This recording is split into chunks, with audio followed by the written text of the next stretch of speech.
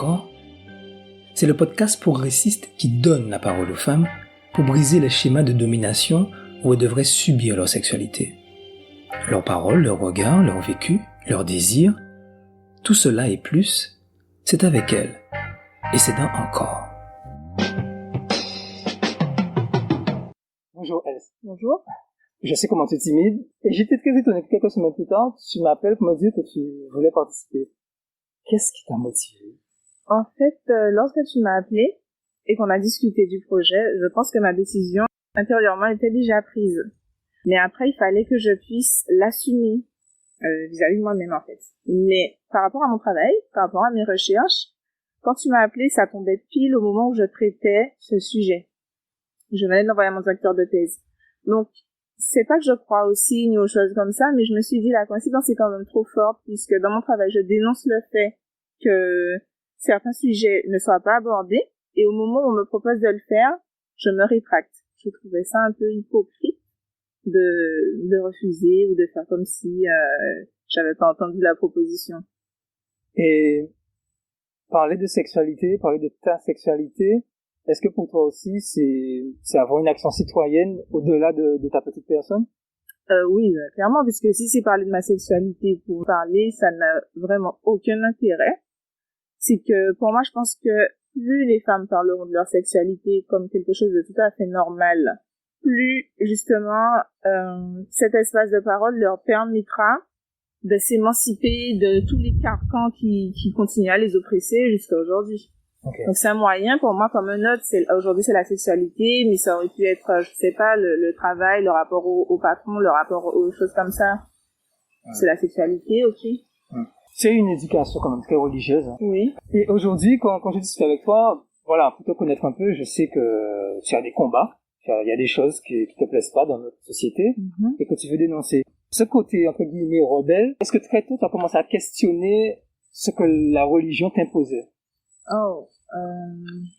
Et notamment, bien sûr, en matière de sexualité, ouais. parce que c'est de on parle. Le côté rebelle, je pense que je l'ai toujours eu, sauf que il s'est manifesté plutôt assez tard, parce que je suis, bonne élève, bonne fille, tout ce que tu veux. C'est-à-dire que je suis ce qu'on m'enseigne, pas sans me poser des questions, mais mes questions, je les garde pour moi, enfin, plus jeune surtout. Donc, je questionnais pas nécessairement, même s'il y avait des petites choses qui, selon moi, par rapport à la religion, la Bible, etc., ça coïncidait pas totalement. Mais en même temps, ça me plaisait assez de continuer dans cette voie-là, donc j'ai continué simplement à poser plus de questions. Qu'est-ce qu'on te disait à l'époque, notamment en matière de sexe? Le sujet a été rarement abordé. Alors, lorsqu'il était abordé, c'était sous l'angle de la prévention. C'est-à-dire, écoute, quand tu seras en âge d'avoir des rapports sexuels, alors il faut te protéger, fais attention avec quel garçon tu vas, faut pas aller avec n'importe qui. Ensuite, le chemin qui fait que tu arrives dans un lit avec lui, ou des choses comme ça. Donc c'était pas un sujet tabou quand même. Tu ne disais pas, ouais, ben non, faut pas que tu aies de rapport, faut pas que tu auras des garçons et tout. Mais c'était tellement pas évoqué, c'était tellement rare. C'est par exemple, si t'as un petit ami, on va te dire, attention, tu sais ce que les garçons veulent, tu sais ce que les garçons veulent. D'accord. Bon, voilà. Donc, mais c'était pas interdit. J'ai jamais posé la question, on m'a jamais dit, ne fais pas ça. Okay. On m'a toujours dit, on te dit, tu sais ce que les garçons veulent, c'est-à-dire ne leur donne pas. D'accord. Et comment est-ce que justement tu as géré ça, donc je vais pas parler de pression, mais en tout cas, cette présentation des rapports garçon-fille à cet âge-là, comment tu as pu gérer ça quand justement, tu as commencé à t'éveiller au désir et à la sexualité? J'avais quand même une certaine appréhension à aller trop loin avec les garçons, parce que je savais pas, simplement le côté pratique, quoi. Je savais pas comment faire, même embrasser un garçon, pour moi, c'était quand même un système de mathématiques, que tu tournes ta tête dans quel angle, à quel moment. Donc, il y avait tout ça, je me mettais la pression toute seule, en fait. Mais après, est-ce que ça te freinait? Ce que mes parents pensaient, etc., non, ça m'a pas freiné. Je me freinais toute seule parce que j'avais aucune idée, aucune base, rien du tout. Tu lisais beaucoup? Enfin, d'ailleurs, tu lis beaucoup. Oui. Est-ce que dans tes lectures, est-ce que tu as vraiment été influencé par ce romantisme très charmant et puis la femme qui subit, voilà, c'est l'homme qui décide et puis la femme, voilà, elle se plie et tout. Est-ce que tu penses que, comme tu lisais beaucoup, est-ce que ça aussi, ça t'a conditionné? Je pense quand même, parce que j'ai commencé par lire les contes de Disney. Enfin, c'était, voilà, toutes les princesses et tout, elles attendent le garçon parfait, le garçon idéal. Donc effectivement, moi, tout ce qui était prince charmant, garçon idéal, qui saura faire mon cœur battre, mes yeux pétiller et tout, c'était ça, j'attendais ça. Ouais. Venons à cette fameuse période qui m'intéresse beaucoup. La période de Marie Galante. Aïe, aïe, aïe. Marie Galante, c'était le paradis. Tu m'as dit que il y avait Else en Guadeloupe, là, et puis Else qui allait à Marie Galante. Raconte-moi un peu, avec les garçons, c'était comment? Bah, j'étais beaucoup plus libérée, même dans ma tête, en fait. Marie Galante, c'était vraiment pour moi la liberté totale. Si j'avais pu me faire tatouer Marie Galante à l'époque, je l'aurais fait. J'ai dessiné la carte de Marie Galante, je l'ai collée dans ma chambre, c'était la vie Marie Galante. Et moi, je débarquais souvent pendant les vacances, et les garçons qui étaient là, ils avaient déjà leur cercle d'amis, que ce soit de filles ou de garçons. Donc moi, j'étais la nouvelle. La chair fraîche. La chair fraîche. Ouais, mais c'est comme, avec le recul, c'est comme ça que je l'ai analysé. Au début, j'étais juste flattée, tout bêtement, sans même me rendre compte des choses. Mais après, bon, je réfléchis un peu plus et je te dis, ouais, c'est normal. Enfin, c'est la nouvelle, donc tout le monde est un peu attiré par elle, rien que parce que c'est la nouvelle limite. Franchement, j'étais beaucoup plus libre avec les garçons. Toi, tu as eu un caractère quand même assez fort très tôt. Oui. Est-ce que, avec ces garçons, tu te montrais entreprenante? Est-ce que tu faisais savoir que tu étais intéressée? Et tu restais quand même encore très réservé? Oui. Entreprenant, je l'ai montré tard, hein. Ce côté-là, entreprenant, très tard. Non, je montrais que j'étais intéressée par, comment je voudrais dire ça? Par le fait que eux sont intéressés par moi. Si c'était réciproque, bien sûr, je vais montrer aux gars qui m'intéressent, etc. Mais aller plus loin, non. Et au contraire, si un gars venait me dire des trucs que je jugeais trop chaud, cabadais, quoi, c'était pas, c'était, voilà. Et qu'est-ce qui a fait que, pour la première fois, tu es allé trop loin? Ouais, même que ce jour-là, c'est moi qui ai un peu provoqué le truc, quoi. Parce que c'est parti sur le jeu. J'étais au lycée. Je voulais que ça aboutisse là, donc j'ai fait ce qu'il fallait. Ah ouais, donc déjà... À 16 ans. À 16 ans, tu as assumé tes désirs. Ben là, clairement, avec ce garçon-là, oui. On ressentait des choses l'un pour l'autre, donc c'était beaucoup plus facile, parce que je me disais que mais moi, je me disais que je l'aimais également. Donc ça a levé des barrières que j'aurais pas pu lever juste avec un garçon qui vient que pour ça. Lui, il y avait autre chose, on s'entendait bien à côté et tout, on rigolait beaucoup, on se charriait tout le temps. On se sentait en confiance, en sécurité. Exactement, oui, je me sentais en confiance avec lui, donc pas de souci. Et c'est toi qui a initié. Oui, je l'ai provoqué longtemps en plus, hein. Ah bon? Oui. Ah mais non, mais ça c'est intéressant. Donc pour le coup, c'est pas lui qui bien insistait, sûr, lui, il voulait tout, mais en même temps, il avait, je sais pas, s'il avait une réserve ou je sais pas. Et en fait, moi, à 16 ans, j'avais déjà des formes, etc. Un peu plus que les autres filles, etc. Donc, t'as sur le regard des garçons, pas nécessairement le regard que tu veux. Et, exprès, pour ces garçons-là, je m'étais des tenues les plus moulantes possibles. Ça a fait de temps. Pour susciter son désir. Oui, ça a marché. Et tu n'as pas eu cette crainte, justement, c'est ta première fois, tu sais pas comment t'y prendre. Est-ce que tu t'es préparé avant? Non, enfin, je me suis... T'as demandé à des copines comment on fait? Rien du tout. Je me suis dit, je sais que ça va se passer aujourd'hui, je le sens. Je sais pas du tout comment. On va improviser? Il va improviser, parce que moi, je savais que je connaissais rien, je savais que j'aurais rien fait de toute façon. Très clairement, je l'ai subi. Enfin, quand je dis j'aurais subi, je savais vraiment rien, donc, ok, j'aurais suivi le truc, quoi. Et lui, c'était sa première fois? Non. Il avait quel âge? Le même âge que moi. Tous les deux 16 ans, mais il avait déjà eu des rapports avant. Oui. Mais il a pris les choses en main, hein.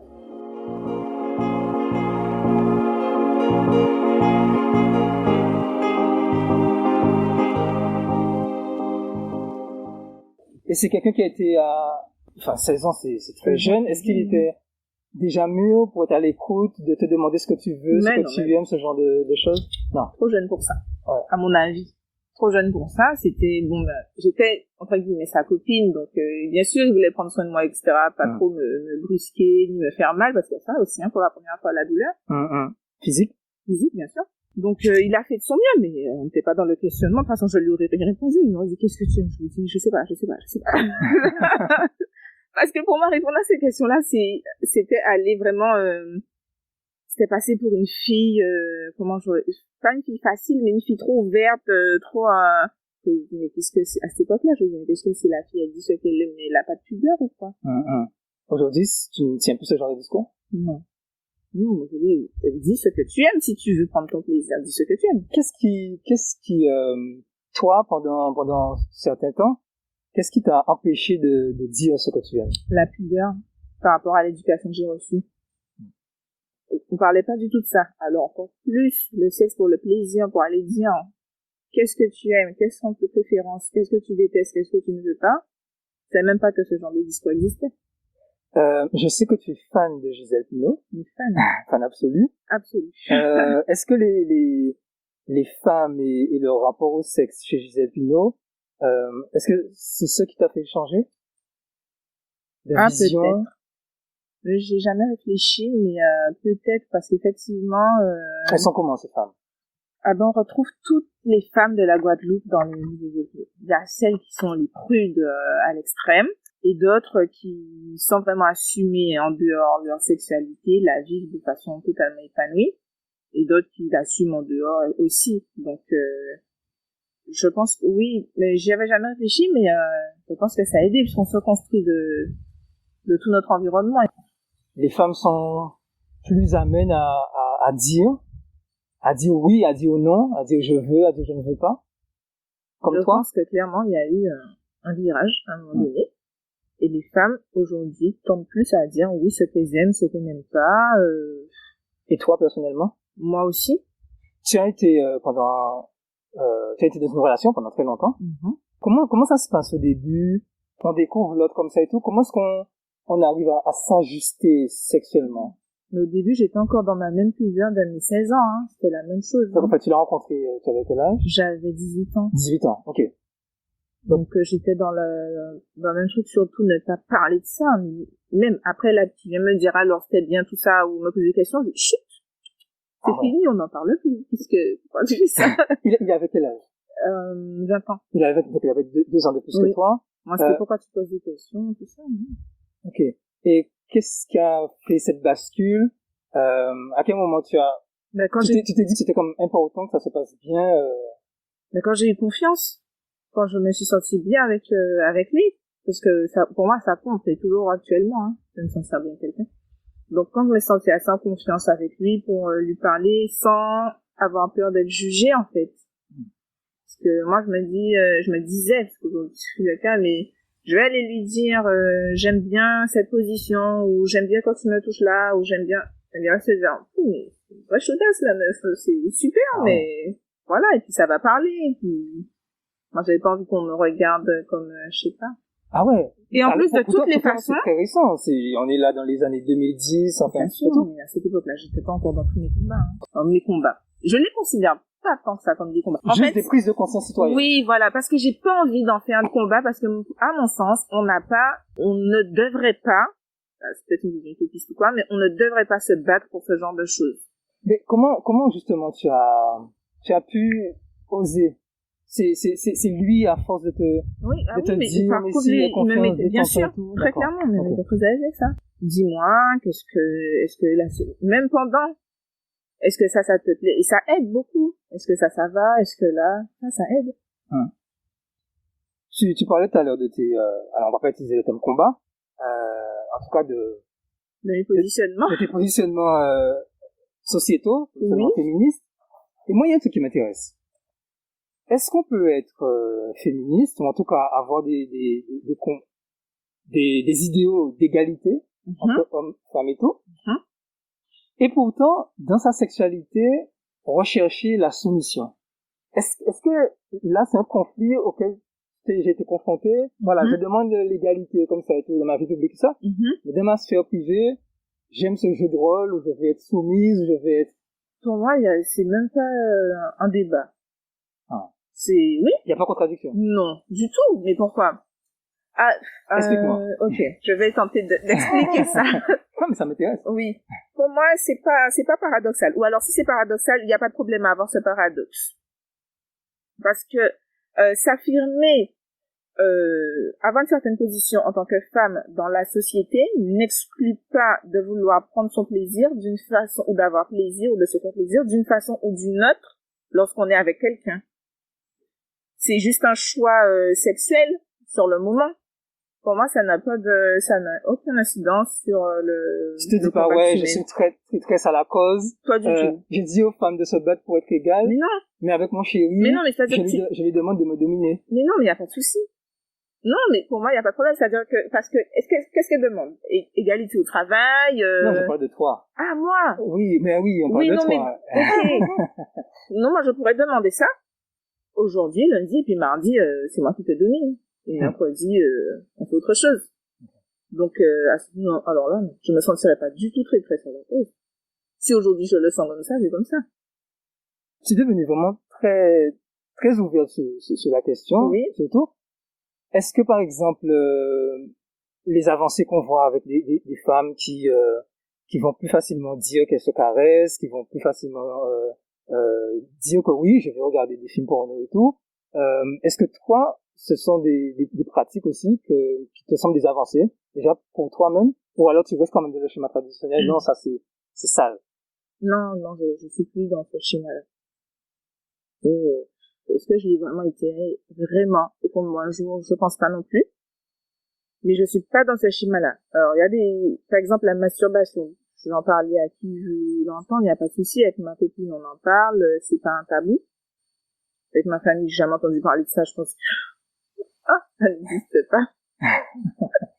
Ouais. On va dire ça. Voilà.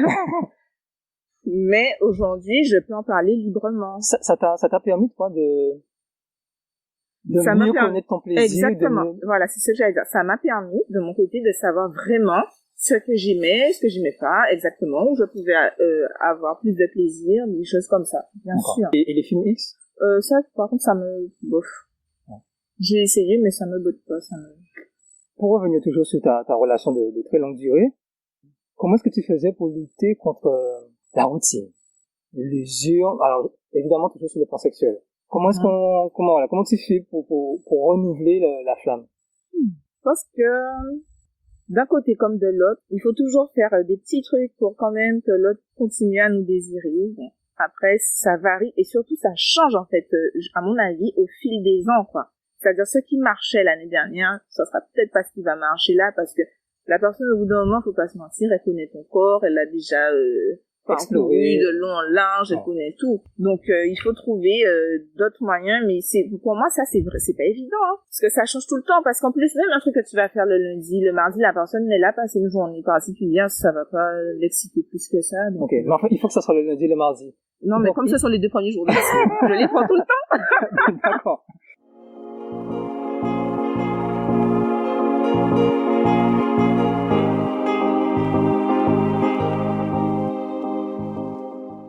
Ça veut dire que tu as un appétit sexuel qui fait que il fallait que tu Ah non, pas nécessairement. Non, pas nécessairement. C'est parce que je prends à chaque fois 2 jours consécutifs. Mais ça veut dire que oui, voilà.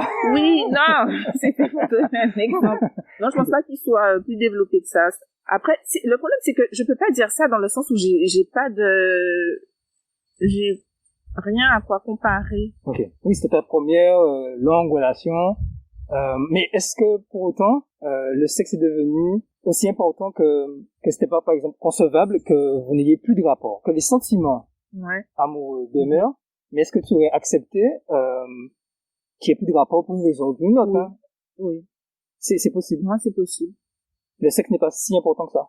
Si, c'est important, mais alors, c'est là qu'il faut se poser la question. S'il y a plus de rapport et qu'il n'y a pas de problème, donc c'est possible. S'il y a plus de rapport parce qu'il y a un problème, là, c'est autre chose. Et du coup, ça n'a même plus aucun rapport avec la sexualité. C'est juste que la sexualité, là, va être juste un indicateur d'un problème éventuel dans le couple. Mais parfois, à des périodes où il peut ne rien se passer et tout va bien. C'est juste que, bon, il faut se reposer, c'est une détox, je sais pas. Alors, aujourd'hui, vous n'êtes plus ensemble. Comment est-ce que tu envisages ton avenir proche? Est-ce que tu pourrais, sans vouloir t'engager tout de suite dans une nouvelle relation, avoir comme ça des rapports avec une personne pour rencontrer, mais sans engagement? Ou alors toi, il te faut vraiment que ce soit une relation officielle, sérieuse, durable pour te livrer? Avant, j'aurais pensé ça. Avant, il y a 10 ans de ça, je pense. Je me serais dit non. S'il faut que je couche avec un garçon, il faut que ce soit dans un contexte où on sort ensemble, tout ça. Aujourd'hui, ça a changé. j'ai plus du tout cette vision-là. Et oui, je peux avoir des rapports avec un garçon sans qu'on soit dans une relation, une quelconque relation d'ailleurs. C'est possible. Il faut simplement que j'ai quand même un degré de, comment je peux dire, de connexion avec la personne. Quand même quelque chose, c'est-à-dire que je te rencontre là près d'un an, Ouais. tu m'appelles et tout, je vais pas venir, quoi. D'accord. Et si c'est notre arbre? Même si c'est un autre arbre, genre un arbre à pain, c'est pareil. D'accord. Il faut qu'il y ait quand même un petit feeling, un truc, tu vois. Au-delà du physique. Ouais, un truc qui passe, je sais pas comment expliquer, mais on n'est pas obligé de discuter 3 heures non plus, mais même, quoi, quand tu vas me regarder, quand je vais te regarder, le bonjour, voilà. Il faut qu'il y ait quelque chose. connexion, comme tu disais. Ouais, pour moi, c'est important. Et tu as une appréhension quand on est resté aussi longtemps avec quelqu'un, Oui. et qu'on on le connaissait par cœur, et inversement.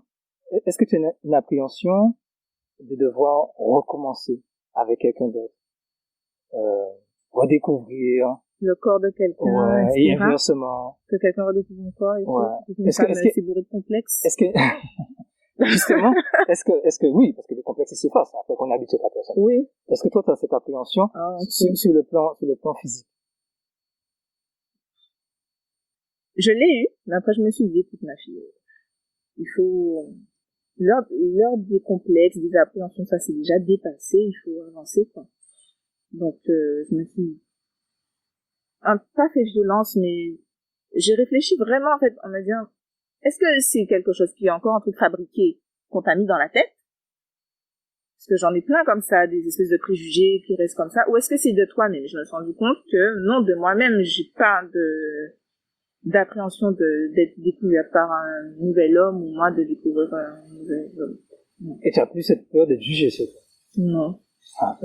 Non.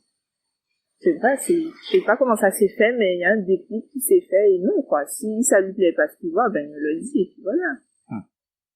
Demain, t'as un enfant, une petite fille, un petit garçon. Une petite fille. Comment tu la prépares à la découverte de la vie sentimentale et sexuelle? Alors moi, ça c'est un point vraiment que j'aimerais ne pas louper, quoi, dans ma relation avec mon enfant. Surtout si c'est une fille. Parce que bon, en tant que femme, moi en tant qu'homme, je sais pas trop comment ça se passe. Mais en tant que femme, je vais pas m'ériger en tant que modèle pour elle. Je veux qu'elle soit capable de venir me dire à n'importe quel âge ou n'importe quelle situation que ce soit passée, maman, j'embrasse un garçon, même si elle a 10 ans, ou maman, ben, c'était ma première fois et ça va me faire quelque chose, c'est sûr, mais il faut que je sois capable de l'entendre sans la brusquer ou sans lui faire des reproches pour la culpabiliser, pour qu'après elle ne veuille plus me parler de quoi que ce soit, et à ce moment-là, ma fille est en danger. Donc moi, je veux qu'elle soit capable de me parler pour que je vais pas lui donner, comment on appelle ça, je vais pas lui donner mon expérience ou quoi, parce que je considère que l'expérience ne se transmet pas, mais les conseils, oui. Donc des conseils, et surtout être à l'écoute. Moi, je pense plus que parler pour répondre à ce qu'elle me dit, c'est savoir écouter et accueillir sa parole. Je veux être dans cet échange-là, en fait, avec une fille. Et en fait, avec un garçon aussi, mais c'est que il y a des choses que je pense pas être en mesure aujourd'hui de transmettre. Peut-être qu'il y a des trucs que je saurais pas faire, peut-être que je serais maladroite, je sais pas. Peut-être que je suis un peu moins à l'aise avec un garçon. À voir après, hein. Il y a des livres pour ça. Ouais. Il y a des tontons, il y a des cousins, je sais pas. Même ma fille, si c'est pas avec moi, elle trouve quelqu'un. Ma cousine, ma sœur, je sais pas avec qui parler, mais il faut parler. Et parler vraiment, quoi. Dire, oui, j'étais avec un garçon, on a couché ensemble, même si elle va aller vraiment dans les détails de tout ce qu'ils ont fait. Oui, c'est important pour qu'on puisse lui dire, attention là, est-ce que vous étiez protégé? Attention là, est-ce que tu voulais toi ou est-ce que t'as un peu forcé la main? Attention. Parce que moi, je pense que quand on parle pas de ça avec ses enfants, il est en danger.